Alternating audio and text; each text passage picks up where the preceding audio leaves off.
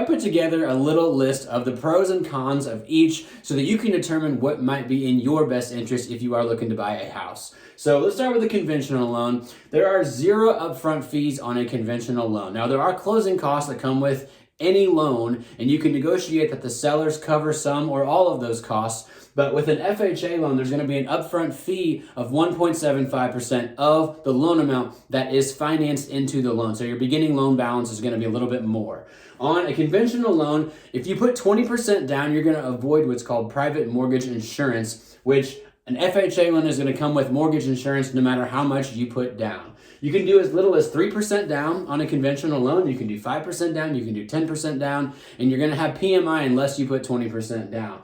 However, that PMI is going to depend on your credit scores and your debt to income ratio. If you have very high credit scores and a low debt to income ratio, your PMI might be 0.2% or so of the loan amount divided by 12 months. Whereas with an FHA loan, it's going to be fixed at 0.55%. I put that in the pro category because of the fact that a lot of times if you have lower credit scores, you're going to be at like 1 or 1.2% of the loan amount. And so you're probably better off going FHA even with this upfront fee.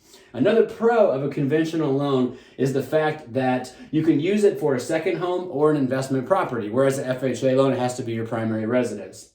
You also will have probably a better chance of getting an accepted offer with a conventional loan due to the fact that the FHA loan comes with stricter property condition requirements. And so if you can qualify for both loan types, but the conventional loan comes with a little bit higher payment, a little bit higher rate, you might be better off going that route, especially in a competitive environment where there are other buyers interested in the same house, just due to that fact that sellers just prefer taking conventional offers.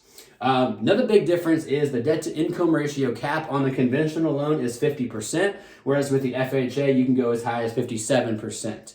And the guidelines on the FHA loan are more lenient, especially when it comes to income history being suboptimal. If you have part-time history or some job gaps, you might get a better chance of getting an approval with an FHA loan. With a conventional loan, like I said, if you have lower credit scores, a higher debt to income ratio, your private mortgage insurance is going to be quite a bit higher. The credit score differences on conventional loan, if you have a 620 or 640, you're barely going to qualify for a conventional loan depending on the lender, whereas with an FHA loan, you can sometimes qualify even with credit scores down to 500 depending on your recent payment history. If you had some late payments in the recent past and you have good letters of explanation, you might be able to get an approval with a certain lender, even with like a 520 or 530 credit score, where there's no way that you would qualify for a conventional loan. I want to expand a little bit on this 1.75% upfront mortgage insurance premium fee. Let's look at an example.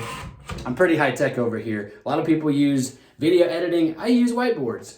So let's say you have a $300,000 purchase price and you're putting down 3.5% on your FHA loan. That comes down to $10,500. That would equal $289,500 if you subtract it out. Then you have to add the 1.75% upfront fee to that, which is $5,066.25. Add that to $289,500. Your base loan amount would be $294,566.25. Whereas if you did a conventional loan, let's say you put down 3.5%, your base loan amount would be $289,500. However, your interest rate on average with the same credit score is going to be about 0.5% higher. So it's best just to look at the two side by side within your current situation to see what's going to be best.